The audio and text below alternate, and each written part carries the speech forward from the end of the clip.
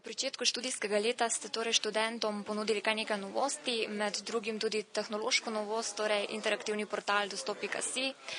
Kaj je tisto, kar ta portal najbolj odlikuje, kaj vse nudi pravzaprav študentom in mladim? Ja, zdaj, če se lahko malo nazaj, dejansko izvajamo večino ta dva projekta Dostop, pa recimo Velika delna zabava sta že tradicionalna projekta, ki sta pa letos pač, tako kot vsak naš projekt hočemo nadgraditi, tudi malo nadgrajena. So neke novosti, spremembe, katere bodo pa študenti najlažje opazili sami na fakulteti, ko bodo pač videli te mape, ki se bodo delile v sredo in 1. in 4. 2. oktobra.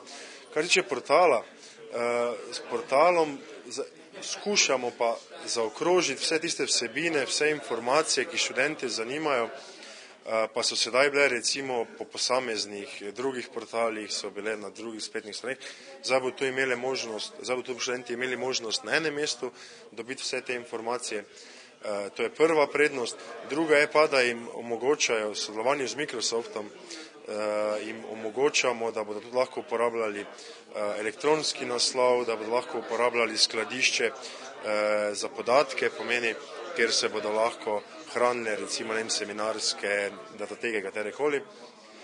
Hkrati pa tudi možnost komuniciranja preko teh mrež, pogovarjanja, komentiranja vsebin, ocenjevanja. Glavnem gre za neko interaktivno sodelovanje, ki je že na drugih področjih dokaj dolgo prisotna. Mi smo, iskreno povem, že malo pozni, kar se tega tiče, ampak nikoli ni prepozno, hvala Bogu, da smo zdaj v tem trenutku prišli, da za prvi oktobra štartamo in da bo študenti tudi na naši univerzi, sicer tudi širše to namenjeno, ampak predvsem, da bo študenti tudi pri nas lahko dobili vse potrebne informacije in kar jih pač zanima.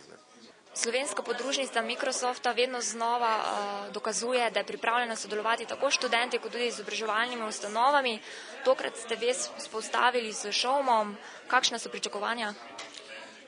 Mi smo zelo veseli, da smo z študentsko organizacijo Univerze v Mariboru skupaj speljali ta res inovativen projekt izgradnje portala dostop.si.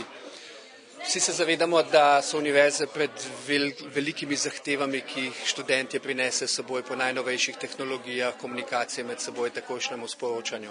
In v Microsoftu imamo odgovor za to in to je odgovor, ki se imenuje Live at Edu, ki po eni strani univerzam omogoča enostavno integracijo teh tehnologij v okolje, ki je že zgrajeno, po drugi strani pa dejansko je zadeva brezplačna in je v bistvu investicija Microsofta v to, da študentom približamo te tehnologije.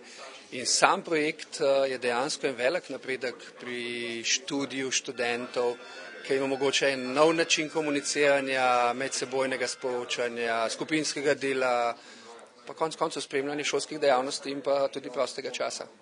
V sodelovanju s slovensko podružnico Microsofta ste pripravili portal dostop.si. Ta temelji na tehnologije Live at Edu. Kaj je tista prednost tega portala in seveda kako aplikacija deluje?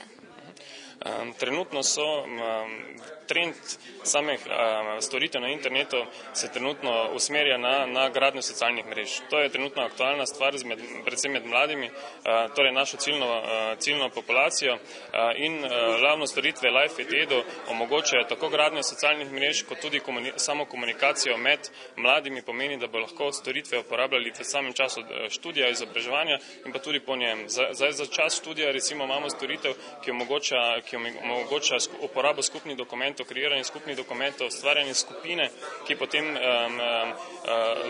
lahko komunicirajo znotraj posamezne skupine in tako pripravljajo projekte, pač različne stvari, ki jih pač v okviru študija opravljajo, ne, in ta storitev jim pa pač omogoča, da to delajo preko spleta, ni potrebno, da se dejansko vidijo na samem, da se srečajo, ampak lahko to delajo v bistvu od doma, bilo kdaj, potem dobili bo elektronski naslov, pomeni, da bo neka skupnost imela en elektronski naslov, ki ima vzorec ime, priimek afna.dostop.si, tako da bo v bistvu tudi, če ne poznamo kakšen je ime in naslov, pa samo poznamo ime, priimek nekega sošolca, verjetno, če je registriran, bo imel takšen elektronski naslov in v bistvu lahko direktno komuniciramo z njim.